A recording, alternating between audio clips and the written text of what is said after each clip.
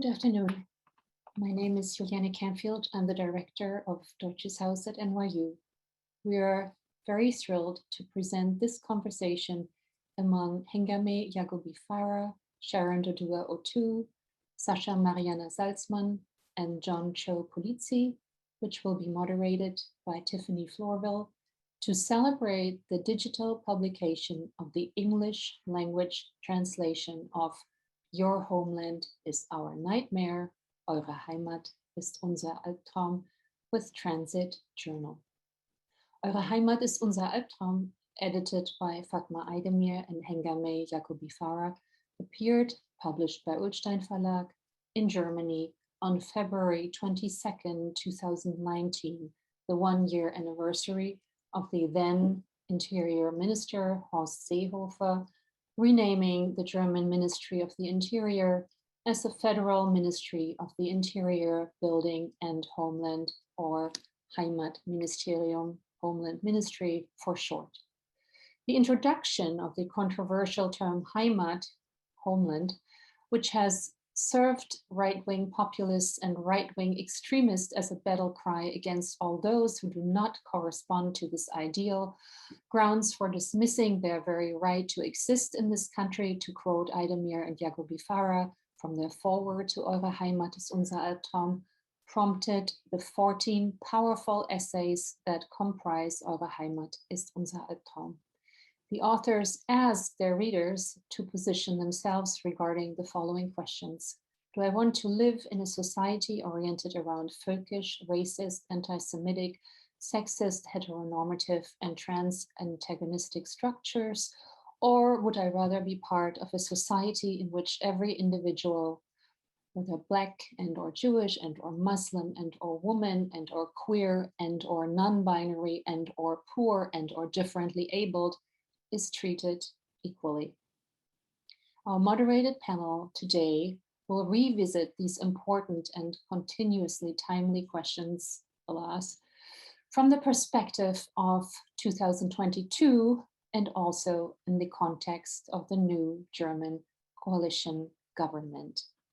You can buy the book in German from Ullstein Verlag. You can read the English translation through Transit Journal, and you can also get the recent published audiobook, and my colleague Sarah will drop all these links in the chat in a minute or so, so you don't have to write it down. You can just click and read or order. Thank you, everyone who is here today. Thank you to the writers, the editors, the translators, the publishers, the speakers, the readers, everybody who made these wonderful books in German and English, Eure Heimat ist unser Albtraum, possible. I would also like to thank my colleagues, especially Sarah and Sasha and Zoe and Ali, for working behind the scenes to make this happen. I would like to thank the DAAD, the German Academic Exchange Service, for their continued support of our academically inclined programs. I will read some shortened bio information about our speakers now. We could go on about their accomplishments for a long time, but they've all agreed that a shortened version is okay, and Sarah will post some more extended bio blurbs in the chat as well, so you can read about them now or later. Let me start with our wonderful moderator. Tiffany Florvil is an associate professor of 20th century European women's and gender history at the University of New Mexico. She specializes in the histories of post-1945 Europe, the African Black diaspora, and social movements, as well as Black internationalism. Sharon Dodua Otoo is an author and a political activist. She writes prose and essays and is editor of the English language book series Witness. Ada's Raum, her first novel, appeared in 2021 with S. Fischer Verlag in German and was translated into English by Jon Cho-Polizzi, who is an educator and freelance literary translator. He studied literature, history, and translation studies in Santa Cruz and Heidelberg before receiving his PhD in German and Medieval Studies at UC Berkeley with a dissertation titled Different German Village, writing plays through migration. Sasha Marianna Salzmann is a playwright, novelist, curator, and director.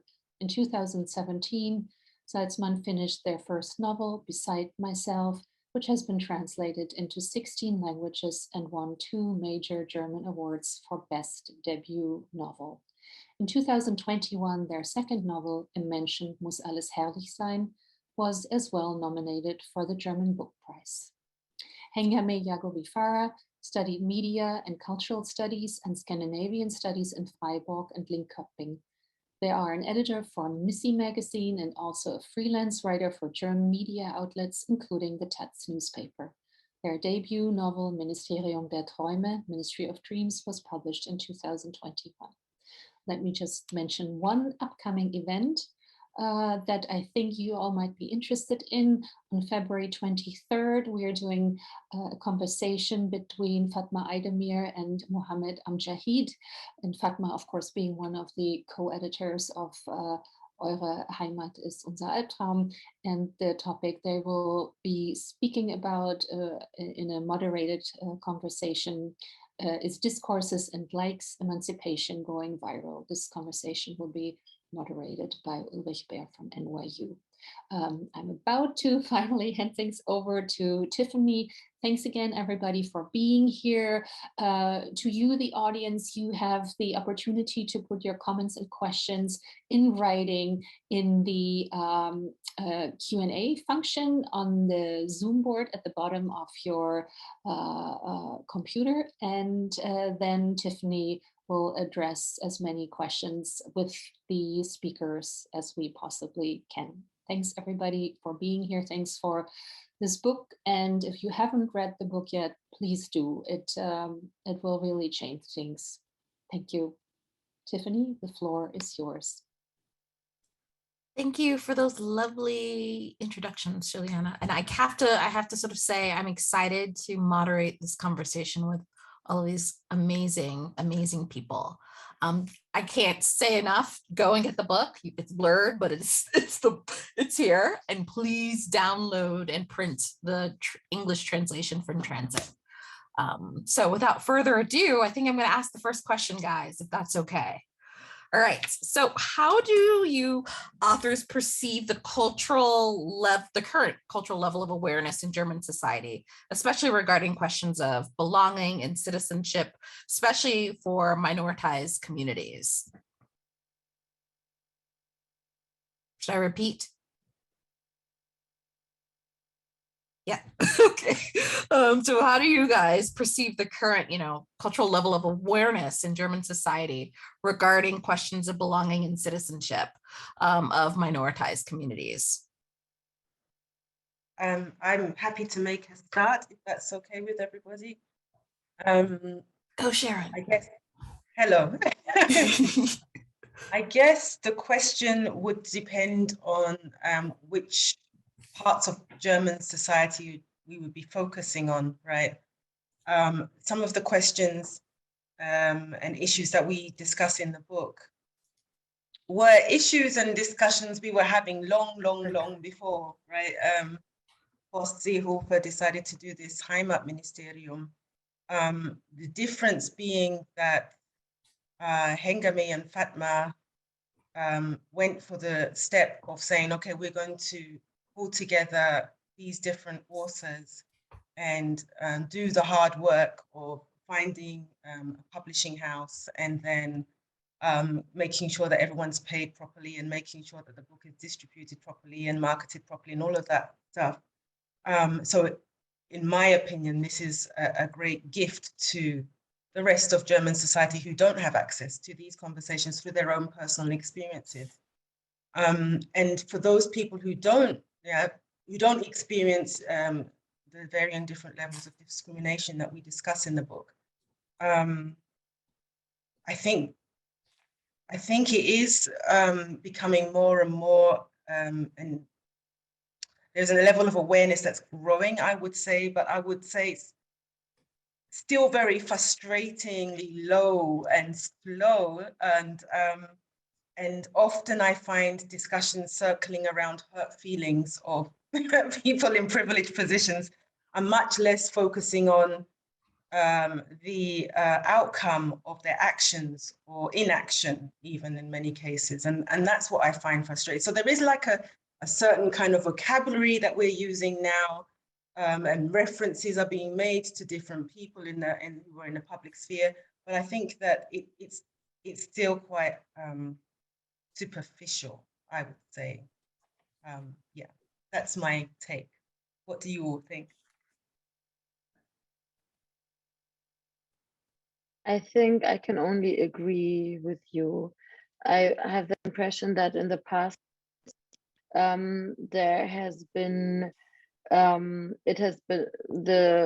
were more conversations on these topics on bigger media publications, and not just on the leftier feminist ones, or bigger publishing houses released books that discussed these topics. There were more podcasts, etc. There was more interest in from bigger platforms to publish these kinds of conversations, but I do not have the impression that these things are consumed by the major part of German society. And yeah, even, I mean, next week on the 19th, it will be the 2-year, it will be 2 years that there was the racist terror attack in Hanau. And still, I feel like it's only one part of German society who's still mourning, or even mourned at all. And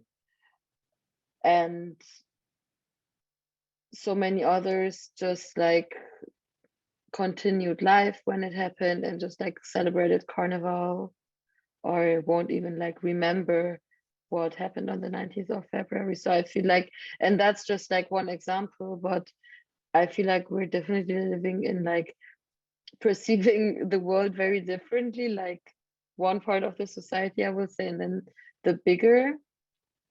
Yeah. Sasha, do you want to add something?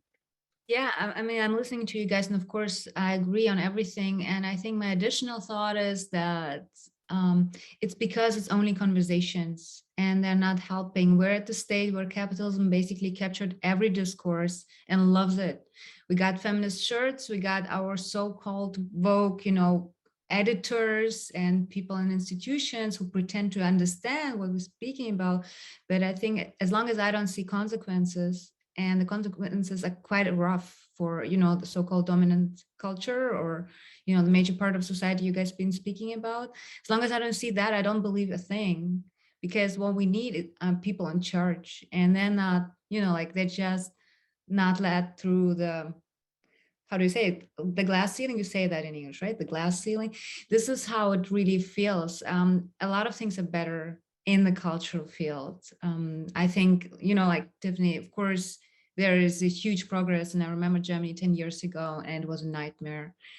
And I remember Germany 4 years ago when my first book came out, and I didn't see Sharon and Hengameh at the readings. You know what I mean? Like, we were like separated and felt alone, right? Or you can please contradict or add something, but I remember the feeling of I'm alone in this country.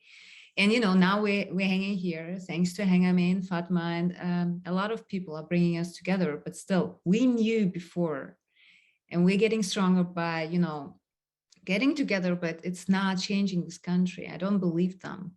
I have to see the numbers. I want to see people in institutions, and I don't see them. It's still like this one theater, this one publishing house, this one feminist group. So, and I'm kind of tired of, like this dominant culture telling me how much they got it.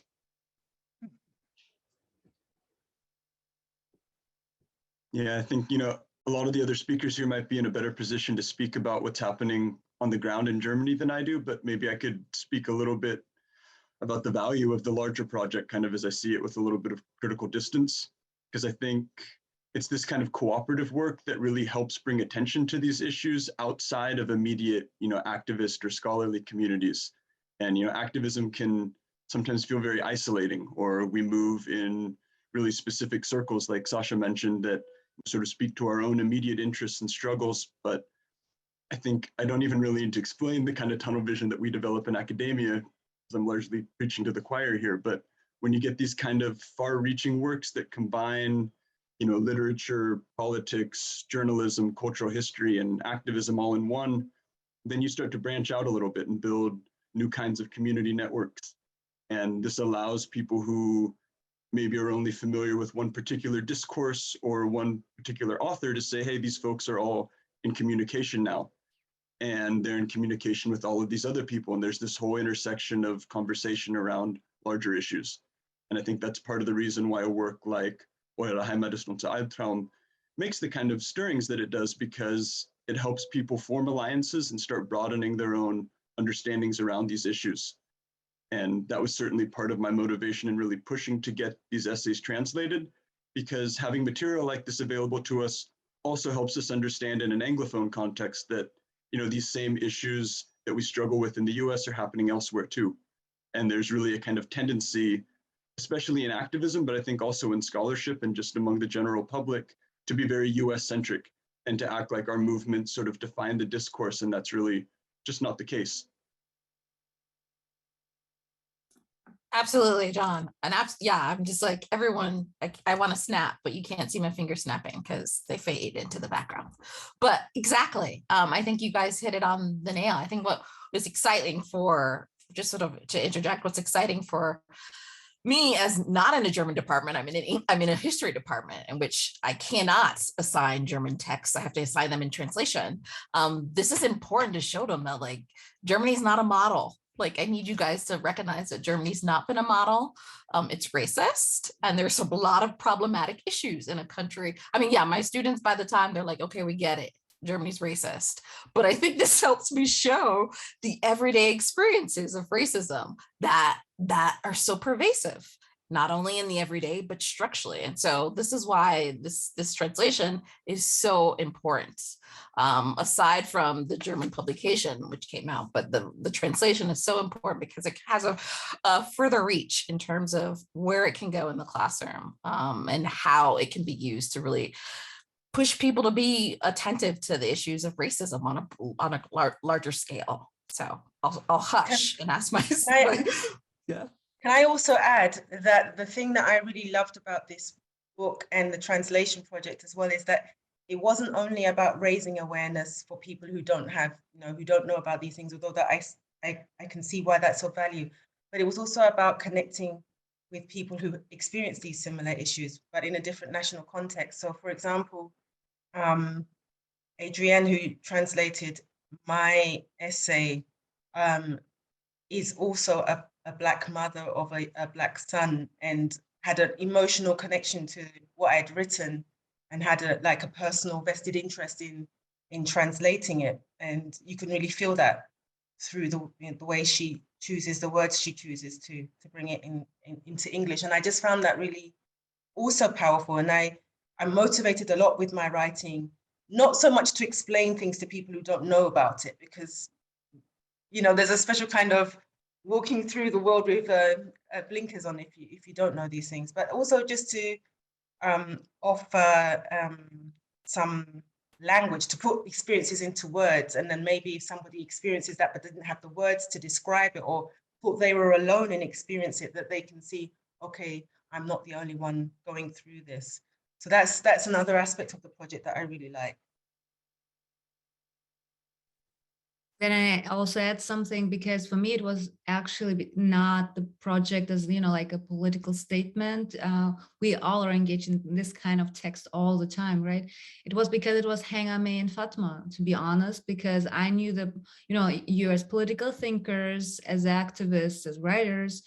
And for me, it was also an act of friendship and love in journalism or essayistic writing, to connect with my people, or the people I assume to be my family, but still to be it's relevant for the whole country. I think that was a bit of a balance to make. And I was asked by Hengameh and Fatma to do something very specific, right? Hengameh, please correct me, because I don't remember, was it that you asked me to do something about racism in the queer community? It was definitely the queer community, but I'm not sure if I'm adding the racism right now.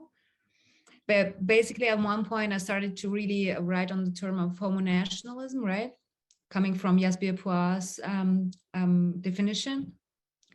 And I ended up at a place where I didn't know, I didn't plan to write about that. And I love it. I love to get smarter with the text, and I love to be pushed to, corners that I'm actually not familiar with. I think that's also the beauty in writing, right? And still it was not, like to educate the country or to educate myself, but really to have more skills to be with my family, to define my family quicker, and to know how to name things, really.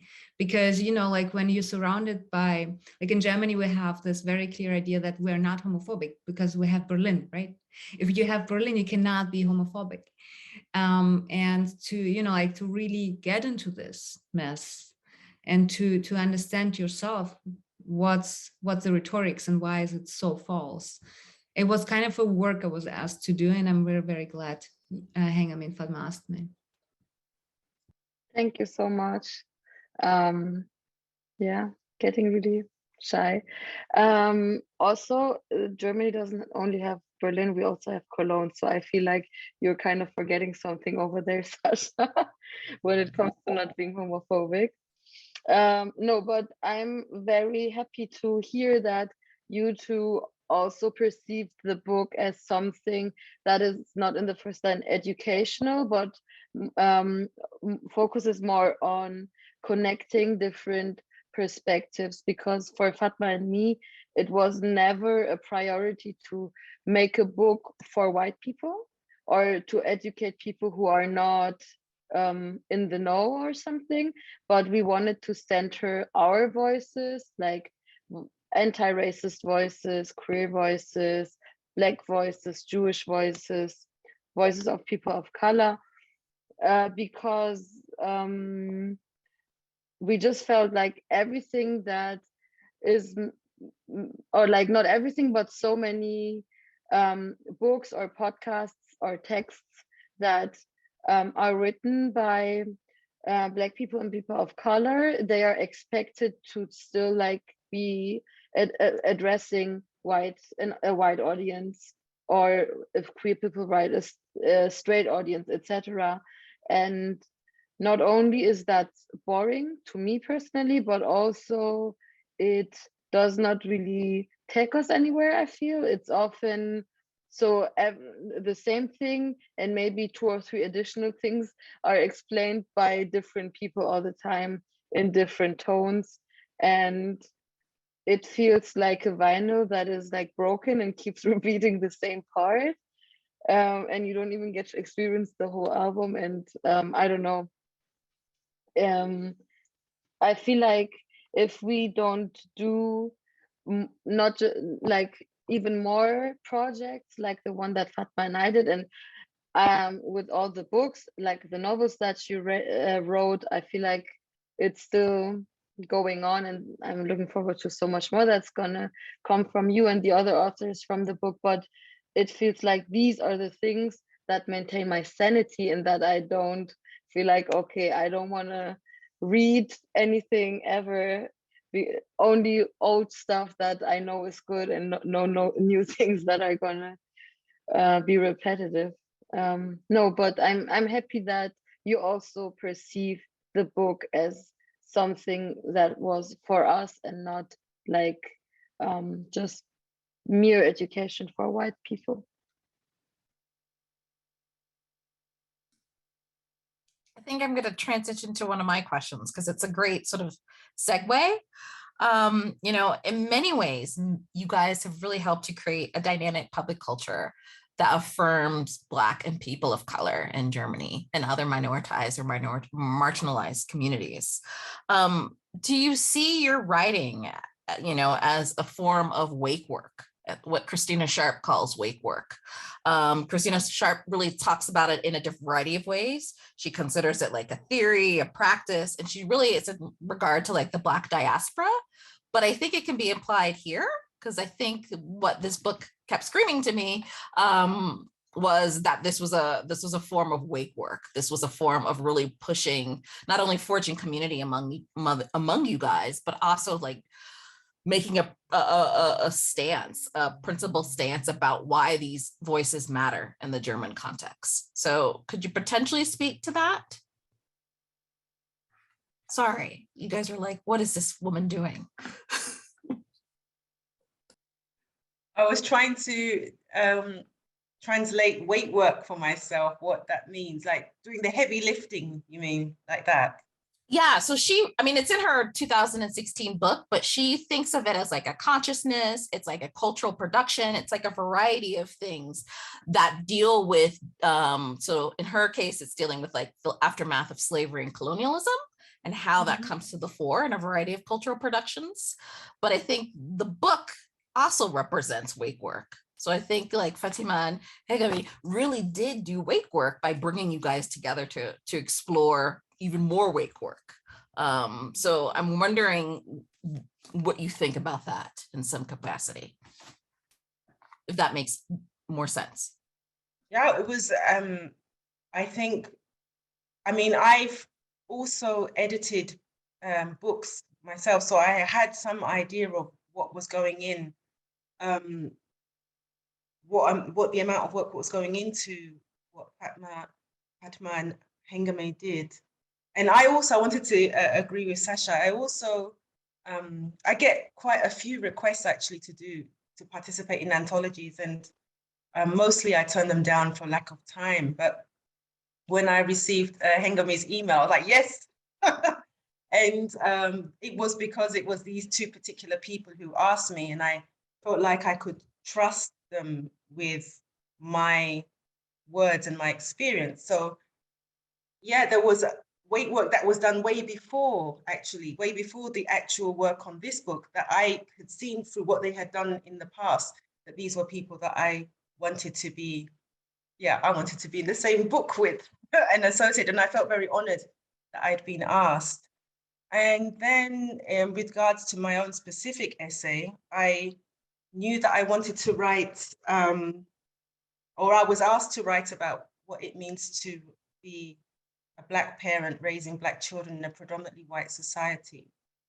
And I knew that I didn't want to write something really, sad and everyone should cry when they read it. And this. I wanted to do something which reflected critically on what I did as a parent, what my strategies were, and whether or not they worked in the end.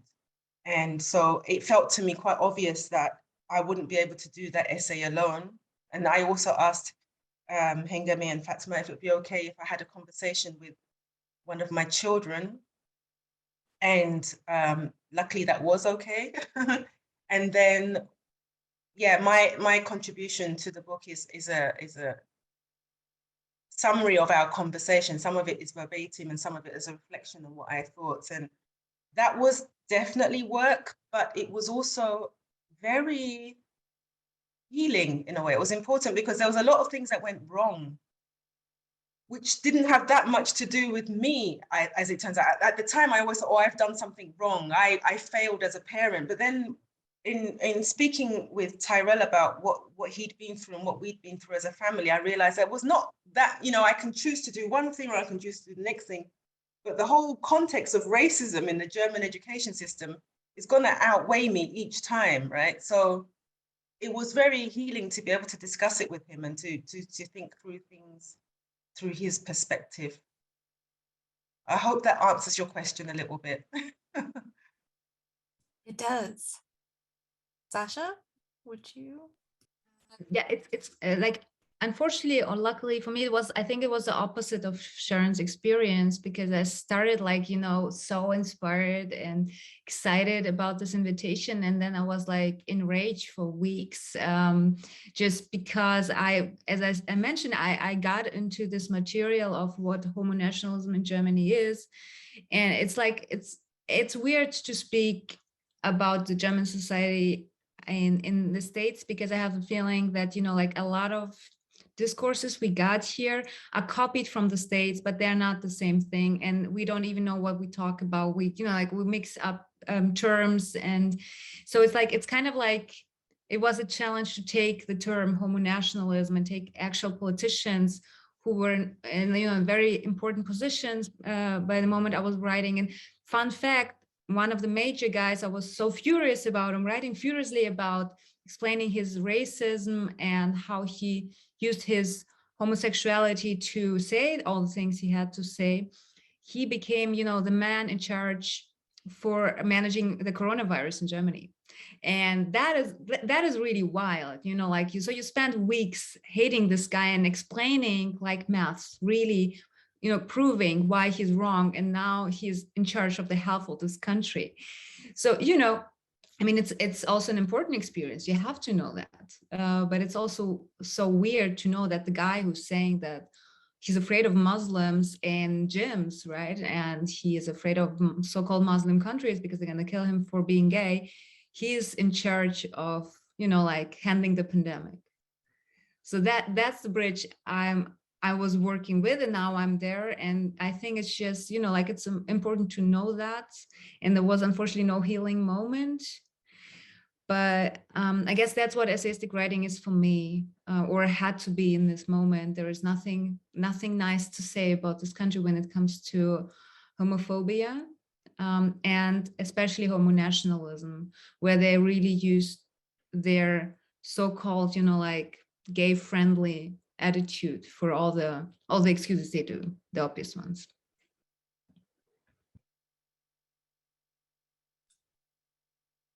Hengameh, what would you say about?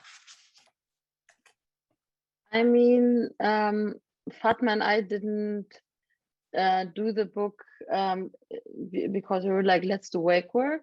But if you say that it fits into it, I'm just going to take it as a compliment. And yeah, I guess. Jon, do you want to say anything? Yeah, I think a big part of my own research has been to try to push back the clock on how we understand this sort of longer history of diversity in the German-speaking world, and to look at longer continuities. But at the same time, I think it is undeniable that the post-war demographic shifts in Germany have really had profound impacts on the way in which these conversations have developed and advanced in the last half century. And, the US, for better or worse, sort of maintained this longer narrative of being a country of immigrants, a country of diversity, of a country, diverse peoples, e pluribus unum, and all of that, and that narrative is very rarely played out productively on an institutional or a policy setting level. And so at the same time, because we've understood ourselves as this diverse nation for a longer period of time, I think we've also become much more entrenched in our ways of thinking about these issues, and our own sort of particular brands of identity politics, or the presuppositions that come along with that. And I think what's fresh about Germany is really that this sort of massive demographic shift that happened or started happening after the world wars kind of has allowed these conversations to unfold differently, and in new ways that sort of build upon the pre-existing networks in the German-speaking world a little bit differently than we've done in the United States.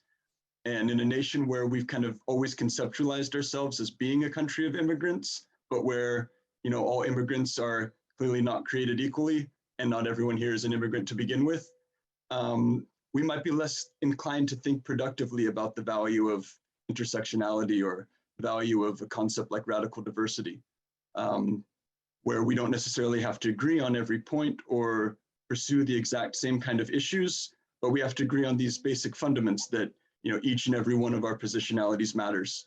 And that's something that I think a project like Eure Heimat ist unser Albtraum really does advance in the German language context. And I hope now, will offer in the English language context as well. Absolutely. And I think, again, the volume, the translated volume in Eure Heimat ist unser Albtraum really serve as an act of resistance, no longer allowing these voices to be erased, validating these experiences and affirming that this is Germany. this is Germany's been this way. It's your problem if you don't realize that. And in fact, it is your problem. And so I think that's what's so important about both versions. Indeed. So I'm going to ask you another question if we still have time. How can we situate this book in 2022, especially with the new German government? What has changed? What hasn't changed?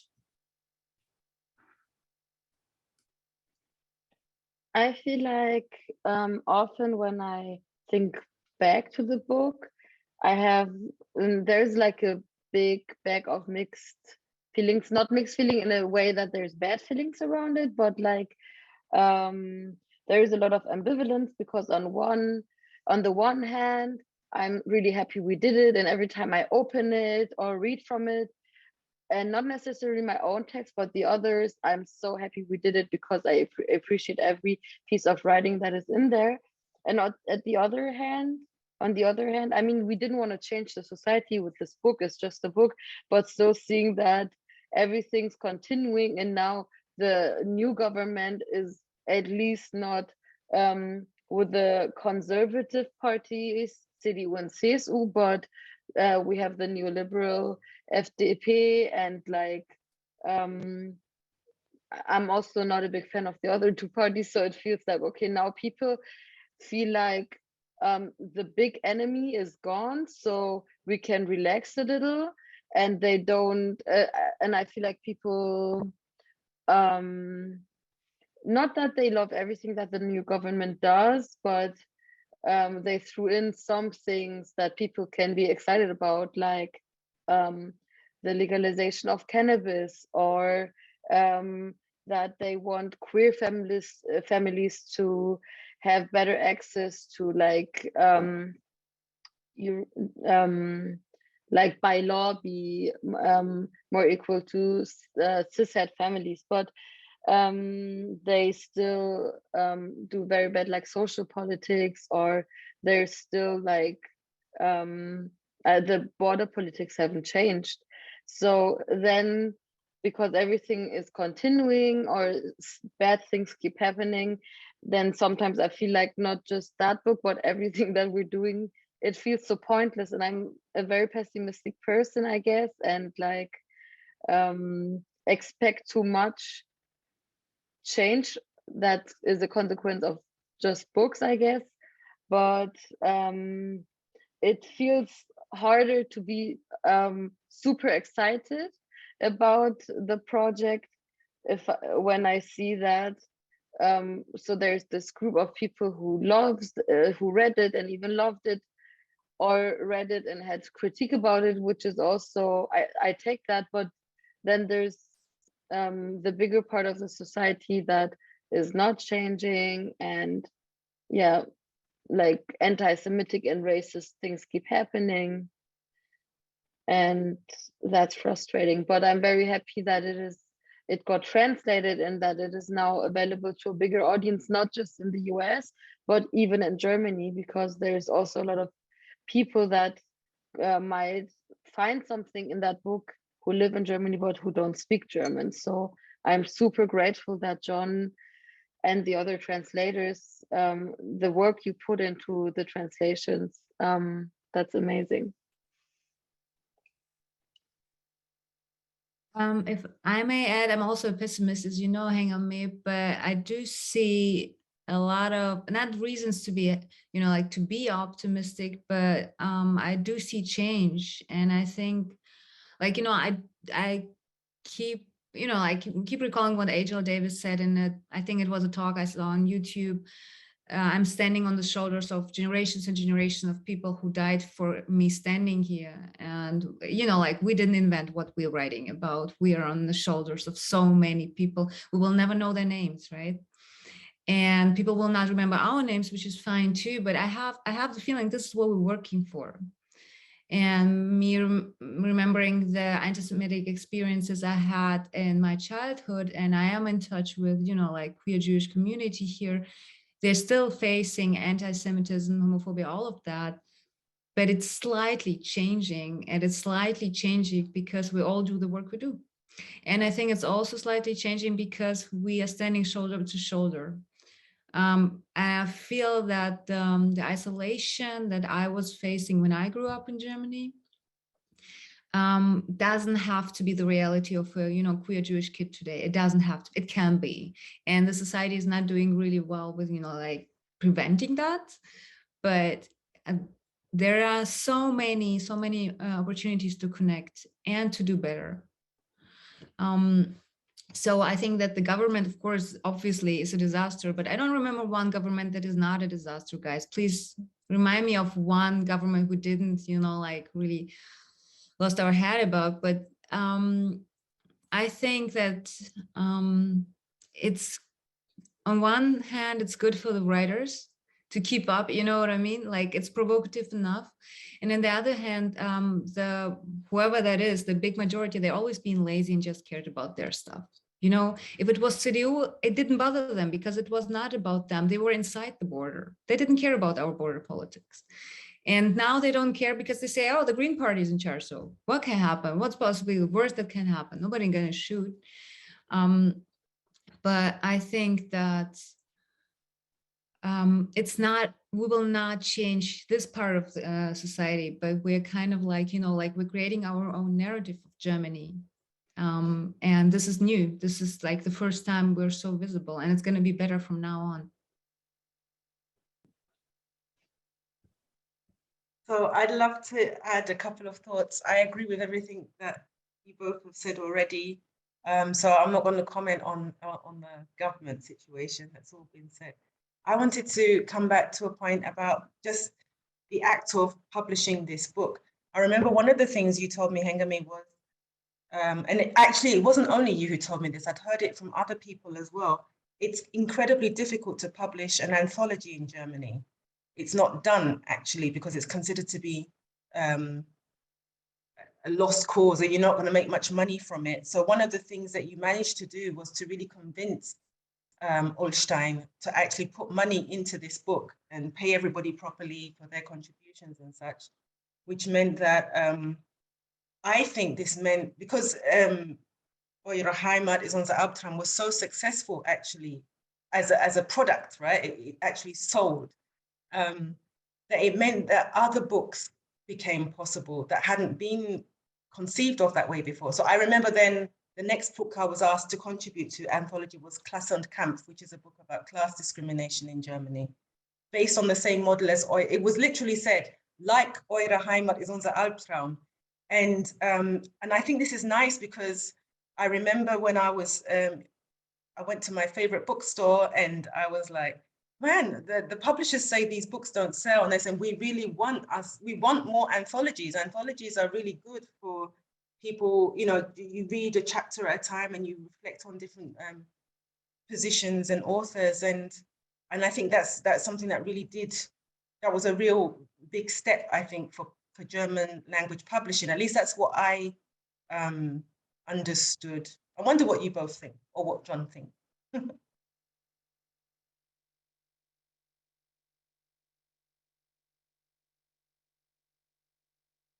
Jon, what do you Jon, think? you want to go first?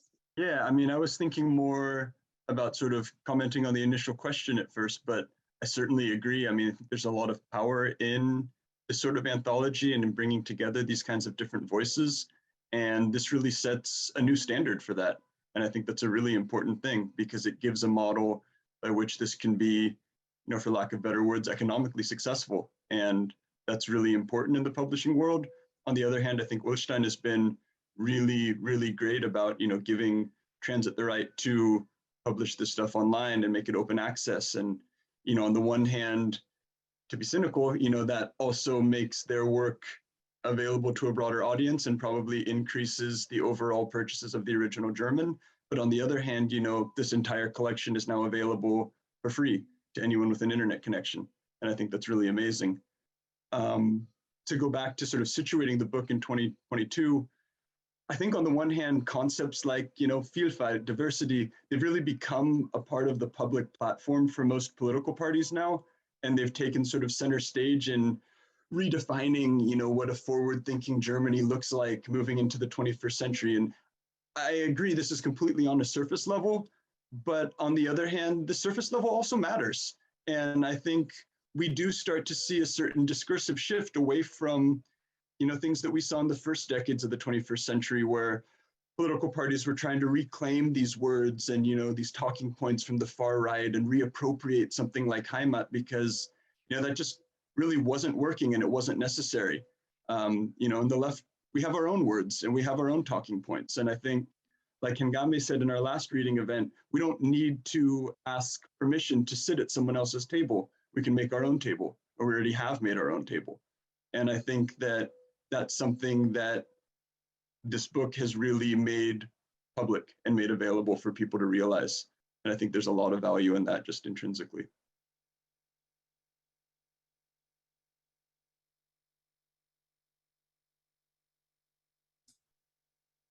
Hear, hear.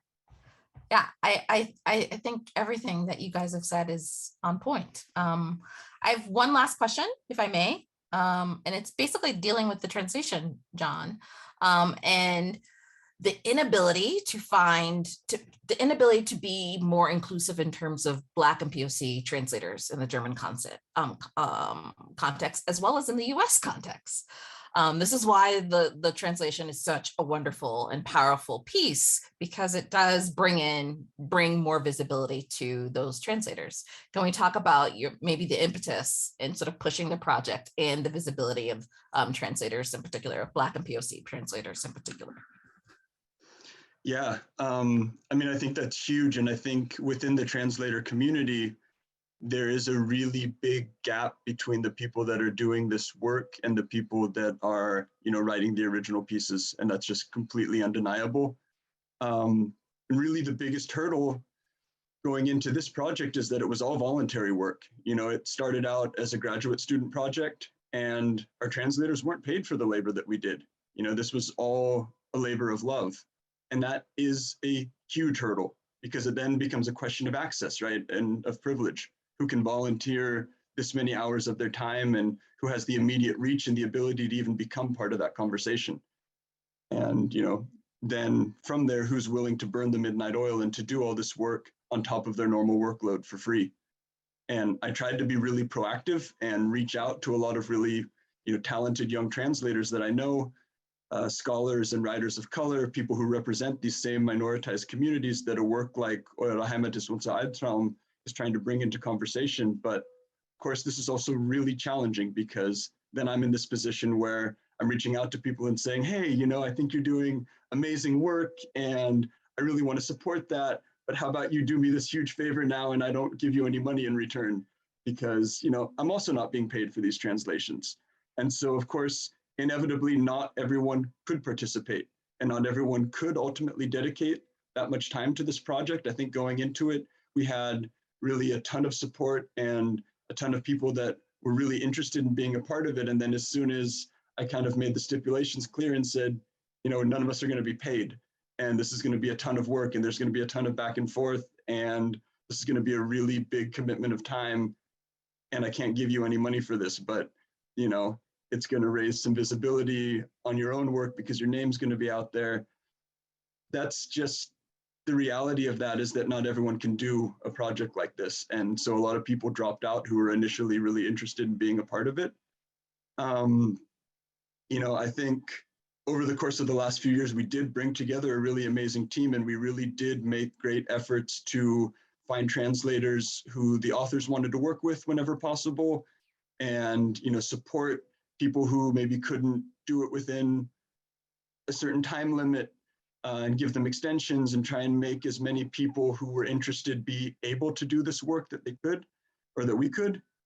And I think we did, by and large, a really good job doing that, but it was really challenging. And this problem remains, and I can only say, moving forward, that to keep talking about these issues is important so that people understand that, this is work that's not, even if you are being paid for a translation, it's not necessarily well paid. And so a lot of this work is really, we do it because we love it and because we care about these issues. But that's not something that everyone can do. The reality is that if you don't have another job that's paying your bills, you're not going to be able to do this kind of work as much as you might care about it. And that's, a continuing problem going forward. But to the extent that we can, allow people to participate in this, that was a big part of what we wanted to do. And I think, Fatma and Hengameh also were very adamant about trying to make sure that this project was as inclusive as possible. But, you know, sometimes ideals and reality don't necessarily mesh to the extent that we want them to. But I think, you know, we did a decent job here, or the best job that we could given the resources.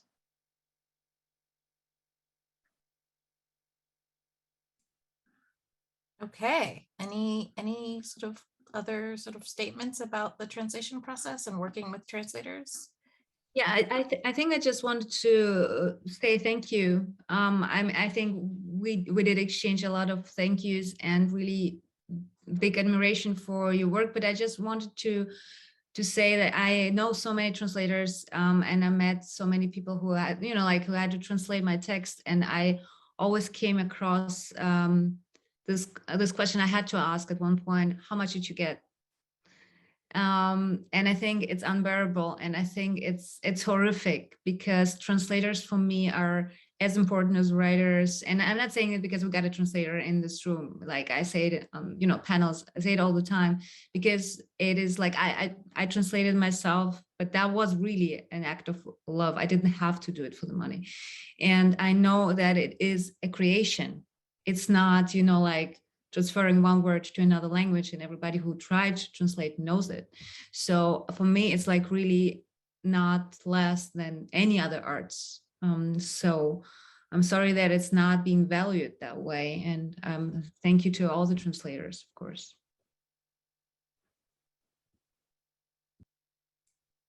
Absolutely. The translations were beautiful. So, I mean, reading, you know, reading both the German and the English, I was struck by the ability to maintain such a beauty in the language. And so all of the translators did a phenomenal job. And you know, I can't say thank you enough. Okay, so I'm going to turn over to the Q&A if you don't mind. There's quite a few questions. I'm not sure we'll get to all of them, but I will do my best to get through as many as we can. So the first question, Marianne, if you don't mind, I'm going to ask your question. What part of this critical discourse includes the othering of individuals with disabilities? Do you find that disability labels are directed more to people of color? What in the German definition, if one exists, of cultural competence? It is a term tossed around in the US, especially the need for teachers to have it, although what does that mean concretely and how one attains it is lacking. I'm also going to put the question in the chat so that you can, or actually you can see it in the Q&A, so I don't have to do that.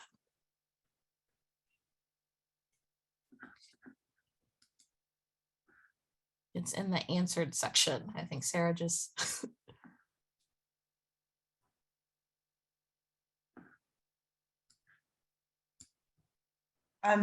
may I ask, is this referring to the discourse in general or to the book? I wasn't clear about that. It wasn't clear if it was with regards to the book or in general. Yeah, I mean, the discussion of disability does come up in the book.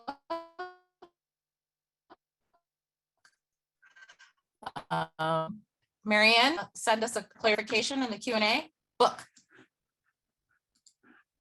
She's referring to the book. Can everyone hear me? Okay.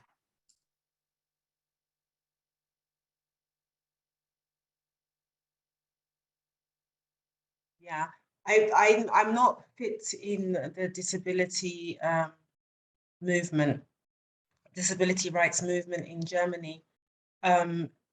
So with regards to the book, I can't comment on that. With regards to the discourse in general, I would say what I've noticed just through other media, specifically, I follow a lot of people on Twitter who I would consider to be disability rights activists in Germany. So I know that we do not consider issues of disability enough within our movement, I think. I mean, if I'm talking specifically, say, from the Black movement in Germany, I would say that it's constantly being raised as something that we need to think about more. It's also a frustratingly slow process. And I'm grateful for the people who do take the time to raise again and again highlight the areas where we could be doing better. The German definition of cultural competence. I mean, immediately what comes to mind is this term interkulturelle Kompetenz, which I think might be already out of date, perhaps, but it's one that's been thrown around a lot in the past, at least. And I always found that term very frustrating. I'm not sure what the definition is. I can't really answer that question, but I think people who used it in institutional contexts were hoping that if they could claim that they had this intercultural competence, that they were somehow very good at dealing with people with migration backgrounds. And the whole focus on migration as a lens through which to look for discrimination is very frustrating to me. That's not how I would do it. And I think now the language is more moving towards Rassismuskritik, criticism of racism. And that doesn't mean they're doing a better job, but I think the language has improved a little bit.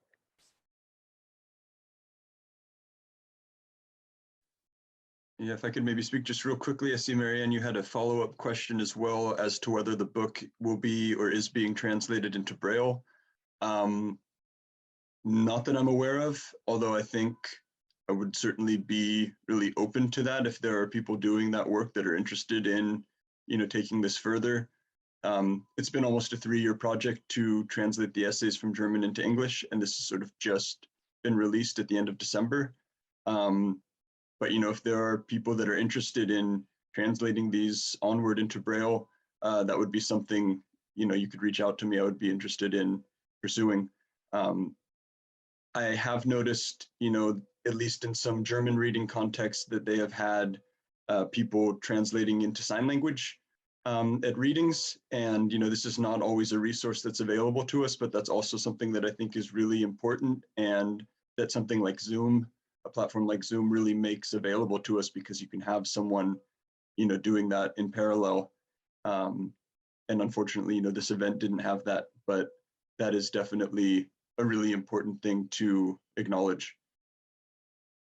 So yeah, I mean, feel free to reach out to me and contact me if you know people that are interested in this. I'm sure Hengameh and Fatma feel similarly.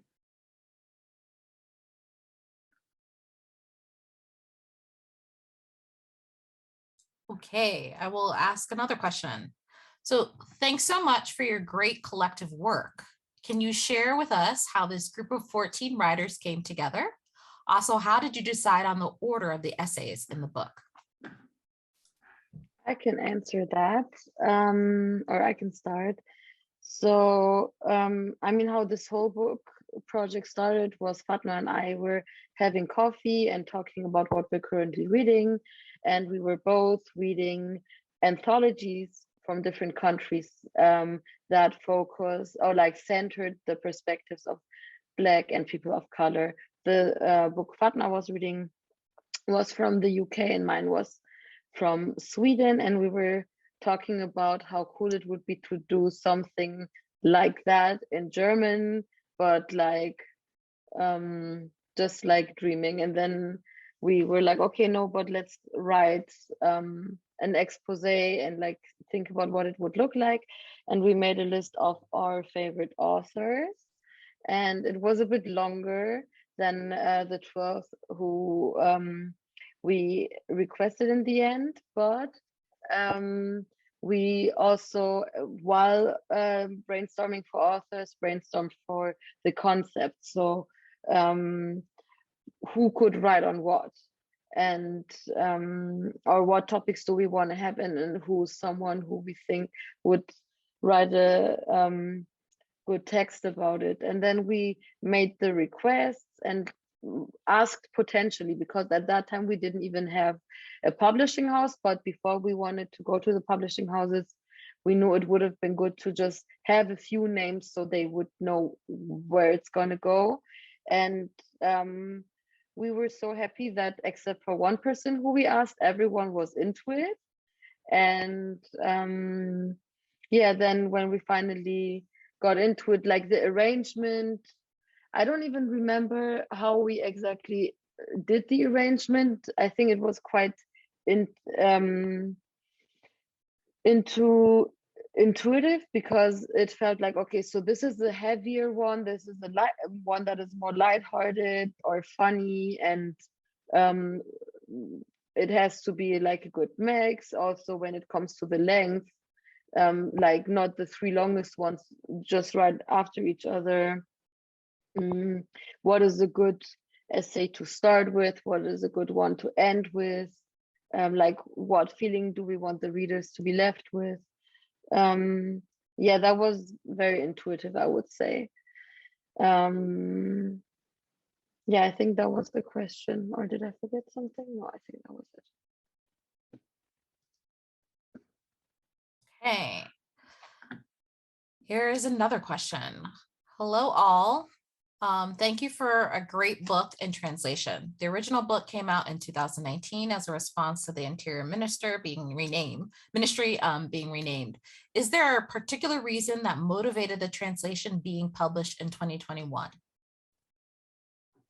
Can I It just took say a really something long to the time. question? Sorry.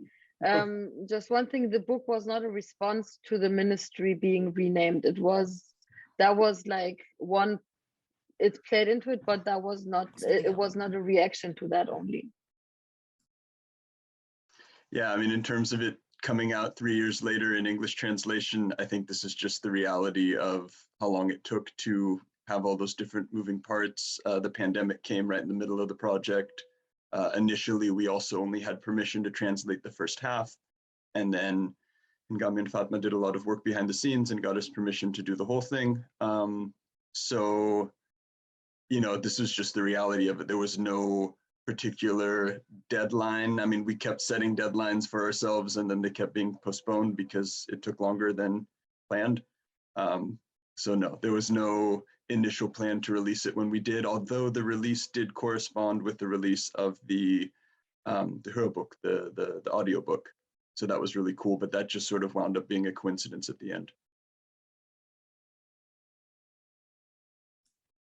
Okay, another question. Could the panelists speak some more to solidarity and community building? Did the book tour for Eure Heimat ist unser Albtraum perhaps help forge alliances that surprised you or that you weren't expecting? How about the translations?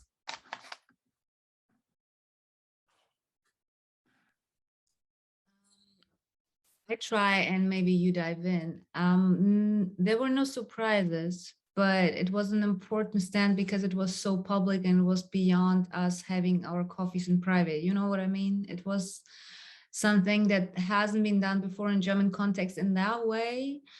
And some people might think that, okay, this is not really new to the community or communities.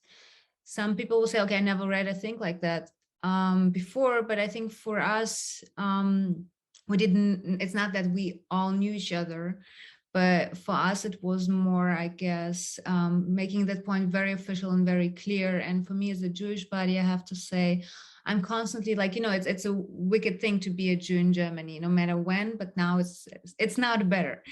And so you're constantly used as an excuse for, you know, like racism or whatever, hate, to say like, because we like Jews, after we killed 6 million of them, we can't be racist, we can't be homophobic, we can't be discriminating people. You know, this whole discourse. And so, you know, like I caught myself being constantly in these conversations with people, publicly, on stages, private, on parties. It's always the same thing. You as a Jew, you don't like Muslims in this country, do you? Right? Et cetera, et cetera, et cetera. And so it felt very liberating to make this point very clear, very loud, and, you know, like, and I'm very honored to be the opener of this book. So like say, like, you open this book and educate yourself on that. And I think that, you know, I don't want to bring like this huge topic of anti-Semitism and Jewish voice in Germany. Like, we're close to the end. It's just like, it's a very specific point of view you have to speak from. And you constantly have to say something, because if you don't, others will do for you. So that was important, but it felt like a gift, you know, like it was a beautiful reconnecting maybe.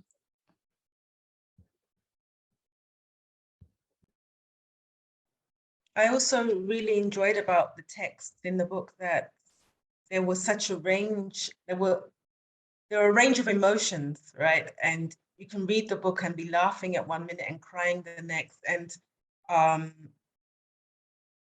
certain sentences are like diamonds. They shine out, and I just think, yes, exactly. That's exactly how I feel. That's exactly. And in that way, there was this great sense of community. I remember our book launch in Berlin, and how we all sat on the stage in kind of like this living room atmosphere. That was so nice. Actually, we were told to come dressed as if we were going to be at a wedding or something, wasn't it? That was the dress code. It was great. And then, yeah, us reading our text, and we were like this feeling. I remember when I stood up to read my text, and the feeling of the co-authors in my back, like they have my back literally. It was just a brilliant experience. It was, yeah, this book did a lot for my feeling as an author in Germany.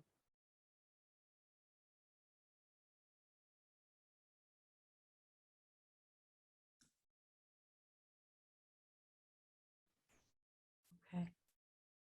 Yeah, we did ask everyone to come as if they were dressed for a wedding, because authors tend to just show up in their pajamas all the time, which I don't judge. I do that too. But sometimes you just want to celebrate and like take cute pics. But I feel like the launching event and like us like letting the book into the world and like having an audience for the first time for it, I have such beautiful memories to it, because I don't know, it felt very emotional, and like I felt very connected to not just everyone who was sitting on stage, but also to the people in the audience, and gave a sense of what an alliance could look like. And also like the different people who wrote me after the book was out, or who came to the readings, and like super different people. Like it were white people from the disability rights movement, for example. It were non-white children of white parents, or white parents of non-white children. Like very different people who told me they got something out of the book, or that they met people through the book because they went to an event and met people there, or that they had a reading circle about it. So I feel like, I mean, books can always connect, but this one in particular, because it also brings together a lot of different audiences. We have 14 different authors whose audiences partly overlap, but not entirely, and also different levels of how much they are known. And I feel like by connecting these audiences also, there's already like an amplification and like a connection between different people groups. Yeah, I mean, from the translation perspective, I don't know that there were surprises per se. I mean, as someone who works as a scholar on contemporary German literature, I mean, these are the authors that I'm reading anyways, but certainly it offered a different engagement with all of your works. And then for those of us that went on to translate them, I think that did forge certain new connections, and certainly we're in conversation now in a way that we were not before, both in terms of the translators and the authors, but also in terms of the translators. And some of us have gone on to do other projects together. And there has definitely been a community building aspect of this that I think will last, you know, moving on from this project into new projects, which is a really great thing. Extremely exciting. I think we may have a time for perhaps one more. And so I'll try to sort of see. Okay, so I'm going to sort of shimmy on down, not shimmying too much. Another question would be, was it difficult to get Ullstein Verlag on board? were other German language publishers interested? Was there what was the general publishing process like for this book? What was it like? So when we had the expose, we first went to one publishing house that we had a connection to, and the person was into it, but the rest of the publishing house wasn't, because anthologies don't sell. And we were like, well, this is not an anthology, this is an essay collection, and tried to like hack the system, but they weren't into it. So we worked with an agency who offered the book to different publishing houses, and there were very few who even made an offer, but Ullstein was the one who made the best, because we were also like, we don't want to give everyone 5 years to write it. And I still think, because I mean, now having also written a novel or talking to other people who did non-fiction, but not anthologies, what we got for the book seems very little, because also the publishing house kept saying that this is a hard project for them, like as if it was charity, which then is so ironic because the book sold so well. But like from the beginning to the end, it felt like the only one believing in us and the project is us and the other authors, but not necessarily the people from the industry, so to speak. And I'm a petty person, so I'm very happy that the book did so well. And but yeah, after it came out and did so well, we also noticed that other people asked us, do you want to do another one? Or also the publishing house was like, do you want to do a part 2? But Fatma and I discussed it, and we were like, honestly, everyone can just like do their own anthologies and put it together the way they want, and people did, because we also felt like just because something sells well, that's not our artistic motivation necessarily to keep doing that, because a lot of time and energy went into it, and we love to do it, but it's not sustainable on the long term to keep only doing these kind of books. And also yeah, we were the time when we were asked, we were both working on our own novels, so we wouldn't have had the time anyways. But it's funny, or like it's interesting to see how we were not begging the publishers to do it, but like taking whatever they would give in a way, and now they were asking for a follow-up. Can I say something completely different? Sorry, because I think we're going to run out of time, and I just want to speak to the point a couple of people have raised about paying the translators. And I love that has come up as a comment in the chat. So I just wanted to acknowledge that I'd seen that, and I think it's wonderful. And what I'm going to say next might sound like a contradiction to that point, but it isn't meant to be. I think it's a good idea, and if someone can do a GoFundMe or something, I will contribute for sure. What I also wanted to point out, however, though, was another of the many things I loved about this project was I actually really felt that it wasn't motivated by this, oh, we're going to make lots of money, we're going to sell lots of books, and we're going to be rich. That wasn't ever the feeling that I got from the editors. And so we did a few kind of fundraising. I haven't got the numbers in my head anymore, but I think we raised like 20,000 euro for 4 different charities, right? From one of our Instagram live readings. And I think the audio book is also completely, the sales of that are completely going to charity.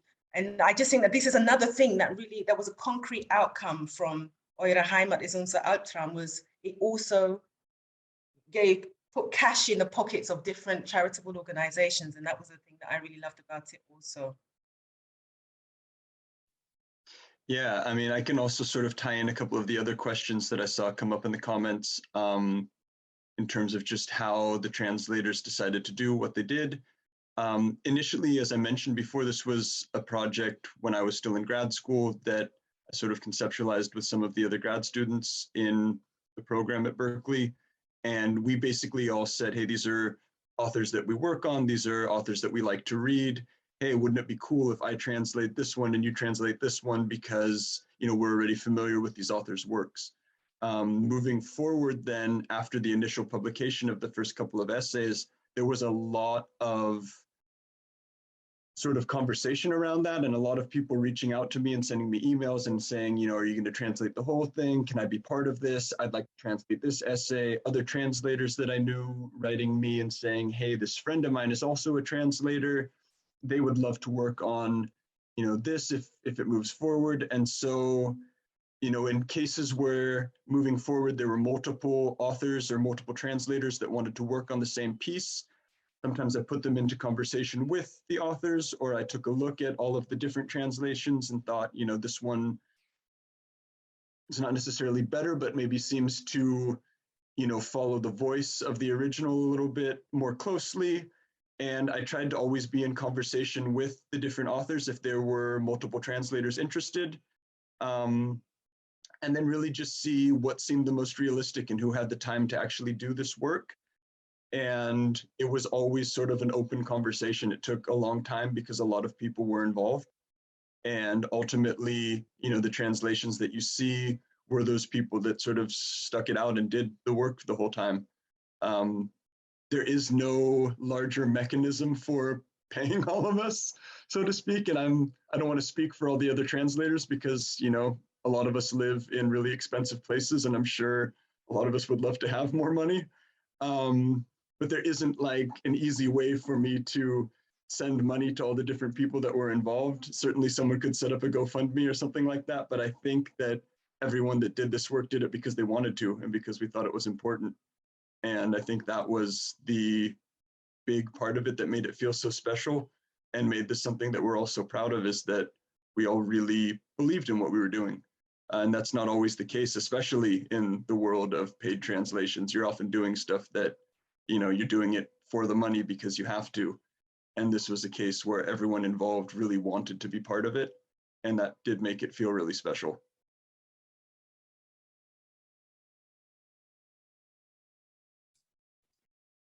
I'm very happy to hear that. And also it makes me so happy to know that not just the German end of the project, but also the translations were mostly just like very intentional. And I like intentional things.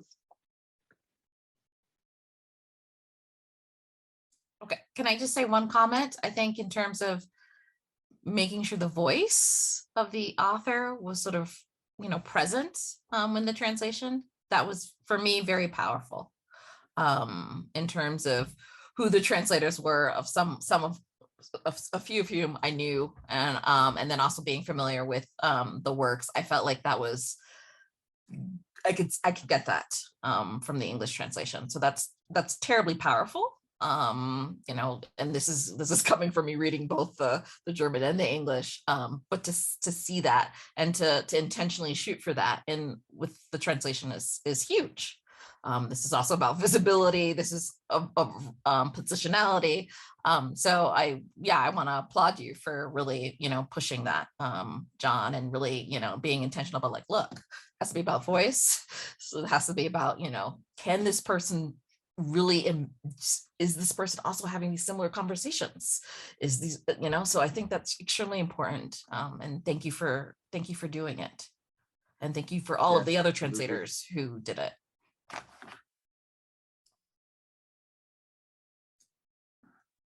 Okay, I think we may have like a few minutes to spare, but there's some links to the translation, to the Ullstein. You can go click on the link, purchase the book immediately if you've not done so.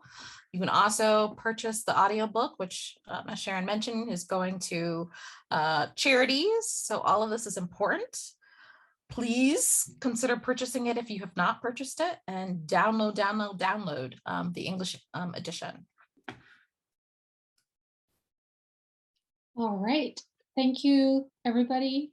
Thank you, Sasha, Sharon, Hengameh, Jon, Tiffany, for this very inspiring exchange. I think you guys have touched on so many important points from the book and beyond, and the translation.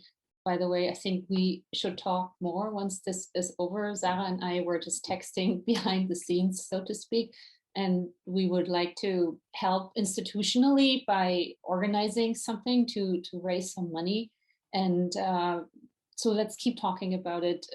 Translation questions are very much a part of what we do at Deutsches Haus, as many of you know from our irregular reading series that you have participated in. But in general, we've always felt this is so important to bring things across the Atlantic or into other cultures, into other languages. So we really want to do something about it. So that's a to-do now. But again, thank you so much. And I also just wanted to say I was struck by, and I can't remember which of you said that, but bringing together these metaphors of standing on others' shoulders and standing shoulder to shoulder, like, so the acknowledgement of the past and the necessity for solidarity and protection and to have one's backs. So all these like very physical images that really struck a core with me. And I think that is very much at the core of your project. And I feel like we've contributed a little bit with the Zoom standing shoulder to shoulder, if that's thinkable, and hopefully connected more people to you guys, to the book, and to all the ideas that are this important core of this conversation. So thanks again for the book in German, for all your texts, for the translation, and join us again for the conversation with Fatma and Mohammed, and stay tuned for what all these beautiful authors and translators are doing in the future, and keep up the great work. Have a nice evening, afternoon, morning, whatever. Great to see you all. I'm sorry we're signing up like this and can't have a glass of beer, wine, or whatever now, but at some point we will do that again, and I look forward to that very much. Bye, everybody. Lovely to see you.